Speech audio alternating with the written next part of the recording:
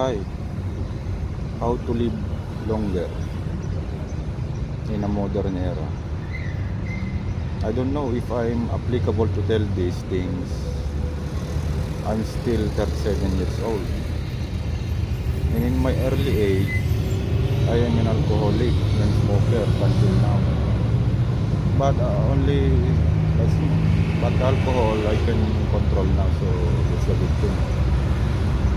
And hopefully, it's not late for me doing healthy living because I felt something past months. Hopefully it's only acidic.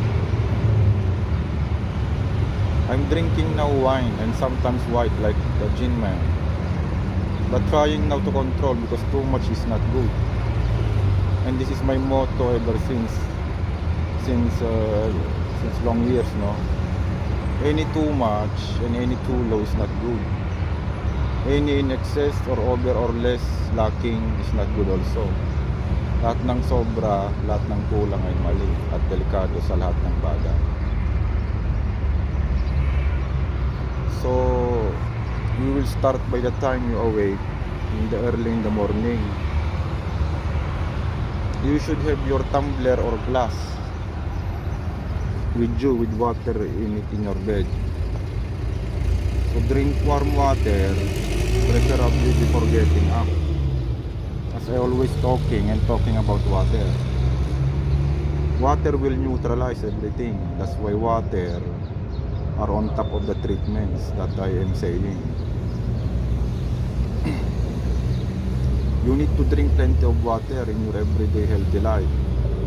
But be careful also, if you do it too much, as I said while ago, that any too much and any too small is not good. Drinking excess water will affect your electrolytes panel also. So if you are asking me how to know if I'm drinking enough or not, so around 4 liters for men or less for women, it's easy also to tell by looking the color of your urine. If your urine dark yellow, meaning you are on the state of dehydrating, and if light yellow, you are properly hydrated. And you should drink no more than 2 glasses in the interval of 4 minutes or 5 minutes or 10 minutes. Better you drink gradually or every 30 minutes, something like that. Before we go into drinks, I'll go back to after waking up. You should do also pulse shaking of yourself or here or this heartbeat, okay? Checking by the time you wake up before you drinking your first water. To do that, use your iPhone or Samsung. For example, I'm using Samsung Health. There's a feature there that can read your heart rate using the heartbeat sensor around at the camera area. So read your heart rate using the heartbeat sensor around at the camera area. Read it that 3 times. You know? Your heart rate should be normal resting rate around 60 to 80. And as we all know, during sleep, your heart rate will fall normally to 50 also. And by the way, someone told me that Samsung Health app is not accurate. It's not about how accurate or not calibrated. It's all about the trends, the graph. If you are very familiar to graphs, data, trends, curves, you know what I'm talking about. It is how your data behave with respect to time that you check your pulse rate. Okay, I will try to explain it further. Comprehensive. It's very simple. The result when you are in a healthy state is very different result when you are in a disease state. It's very simple whether it's accurate or not. And one more thing, doxypulse that are using in hospital, same light sensor principle. So it's only about light, so it doesn't matter. Same as the light in the mobile sensor. So if your pulse is high during awake in the morning, you may have an underlying condition maybe like acidity, cold spleen, or worse condition. So after pulse checking, if you are staying at home, you do stretching, followed by walking, jogging, then walking, then stretching for 40 minutes to 1 hour. However, if you are an employee or working to a company, so after you drink your first glass in the morning, you need to wait 5 minutes before you're going to bath. If you are a lady working in an office, be careful on using lipstick and makeup, for these lipsticks contains heavy metal, mercury. You know that heavy metals are cancerous, and when heavy metals enters your bloodstream, it will stay there from the rest of your life. It cannot be neutralized, it cannot be removed or dissolved.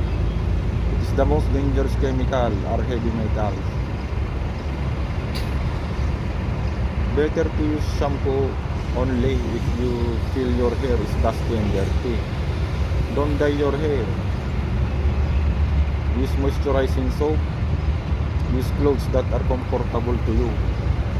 You know that those who have GERD and hypersensitivity, wearing jeans and belts affect abdominal, flux gas by passing downward, and also circulation.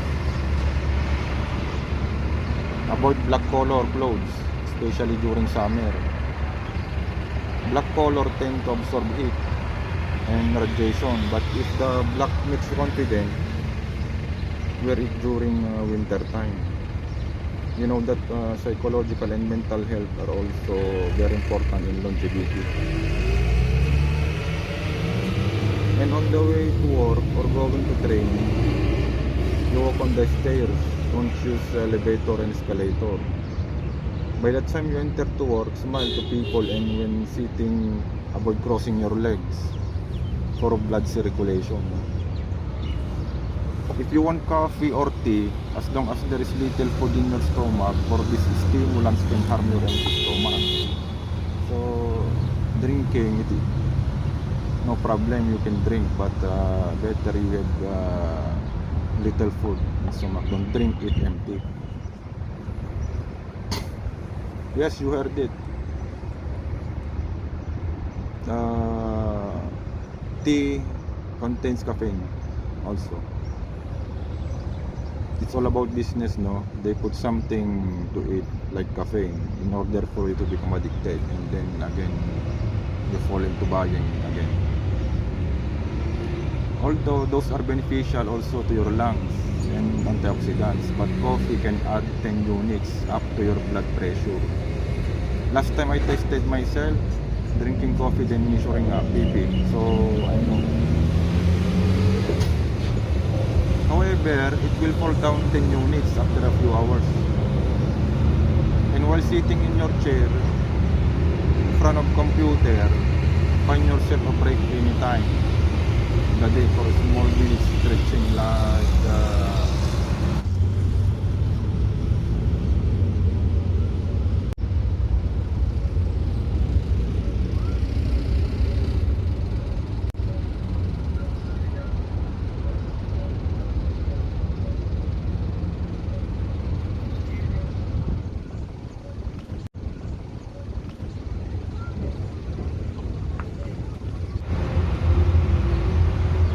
avoid stressing yourself too much.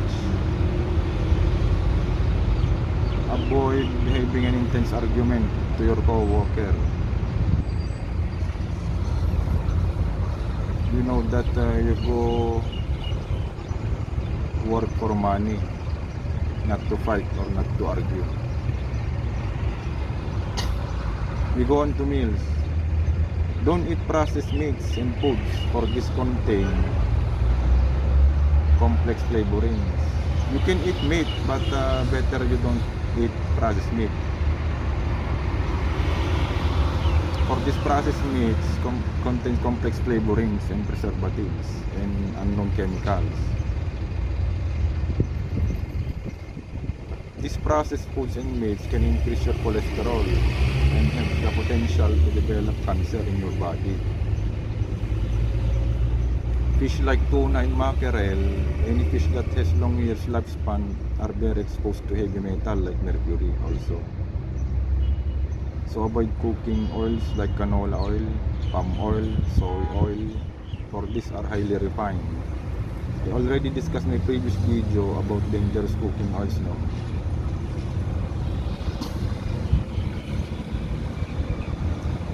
And when you eat fruits like apples from supermarket, better to remove its skin by knife, for this apple are coated with wax to prevent it from rotten.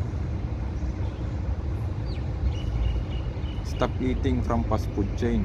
Those foods are loaded with cholesterol and preservatives and undeclared chemicals. Don't drink custom coffee from coffee shops, and don't drink slimming coffee, for those contains chemicals that are cancerous. Don't drink fruit soft drinks or fruit juices that came from manufacturing, for those are artificial and not 100% true.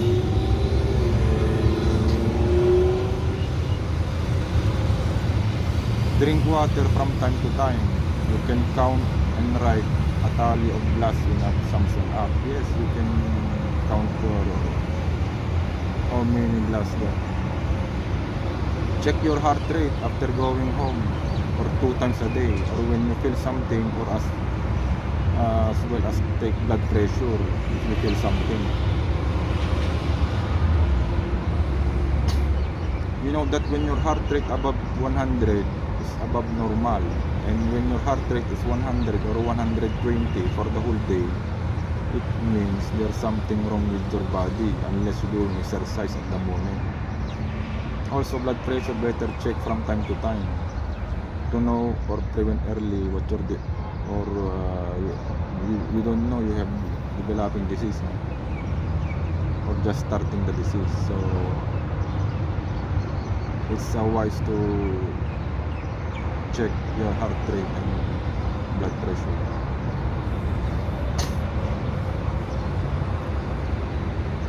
Brown bread or rice contains phosphorus. So if you have kidney issues, don't eat brown bread. That's why it's very important also to test your blood yearly when your age beginning 30s. Important blood test to test are electrolytes panel, lipid profile. You know that in Taoism, they said you only have to take care 5 organs in your body, which is the brain, heart, liver, kidney, and I think the 5th is stomach. Yeah, I think the 5th is stomach. By knowing your cholesterol levels early,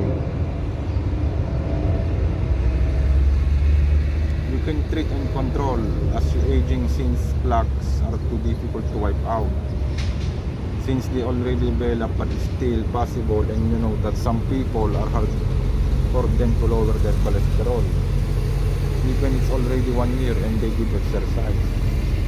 In my case, I lowered my total cholesterol 30 units in only 1 month.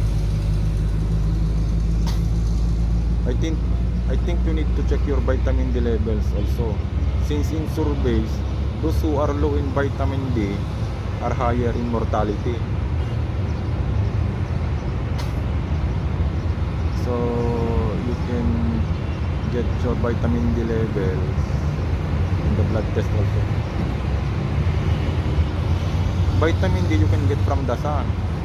You can get vitamin D also from livers, oily fish like salmon, sardines, egg yolks, mushrooms, green leafy, from plants. Yes, it's from plants, since plants directly into the shown by sun, no? So I believe all plants have vitamin D when you eat it. You can drink wine or any alcohol in a moderate way. Again, anything too much and too little will harm you. Alcohol contains 13 minerals for your body. Yes.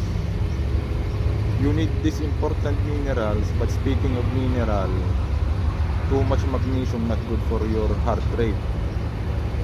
It will make your heart beat faster. Too much potassium, sodium, and phosphorus can harm your kidney also.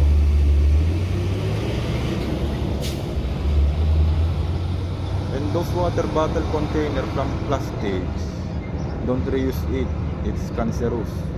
And don't reuse cooking oil. For cooking also, they are cancerous. You already talk about it, no? To this highly refined, and then you again reuse. This is more danger.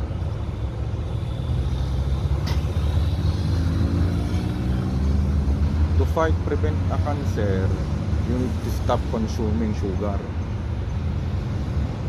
Avoid processed foods, meats, avoid artificial beverages, avoid cancerous cooking oils, avoid fast food chains, mercury containing fish also. Avoid taking medicines, go for medicinal plants better. Go for natural treatments. And I remember you need to perform once a day breathing exercises. I'll show you later. By inhaling deeply, you have the moment of inhaling oxygen efficiently. Inhaling through inside your body, through your different organ. You know that when enough oxygen goes through your different organs, they will function properly and healthy.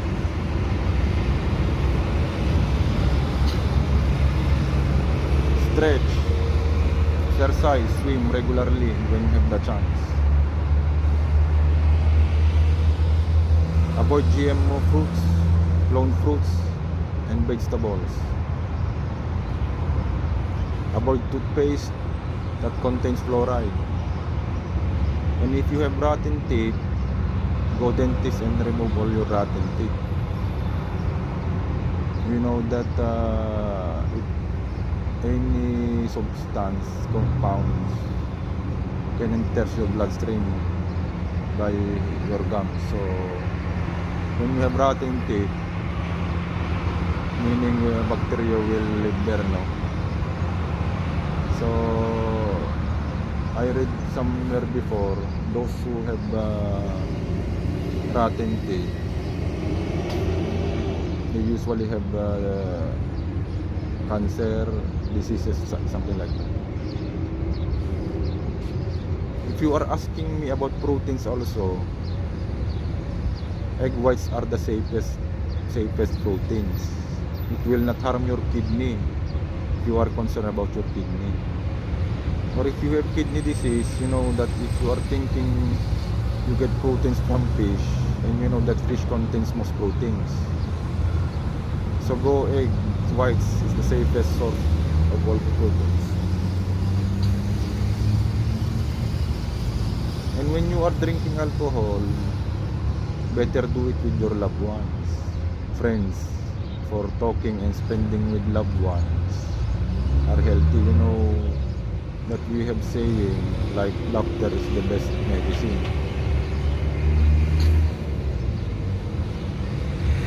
And before starting the battle, especially hard drinks, do you remember in Philippines, they tend to pour or remove little amount of enamel at the neck or surface. Tinatapon konti pagkabukas. It's not about for the spirits and or culture, but the good thing of that is, you know that in chemistry, at the very top of a container or the very surface of a volatile compound in the bottle, you know that the most volatile components are on top, on the surface. Those are side reactions. So it means the more volatile, the more harmful for you. So you remove it or itapon. So we're talking now mental, emotional, psychological health.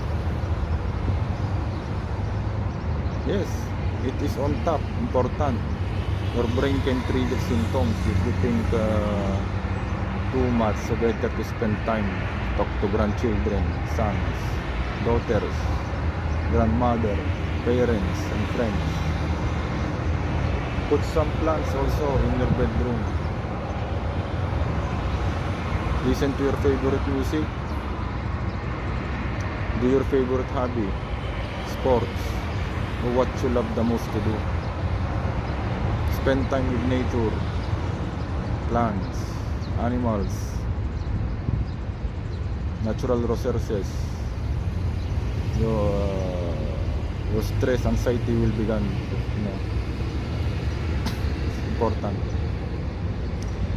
And by looking deep into nature, you will understand everything better. Be kind to others. Love your neighbor. And no problem if wake up early in the morning for work. This is life. No problem, be ambitious. Maintain priorities. Live great. Do what you love to do.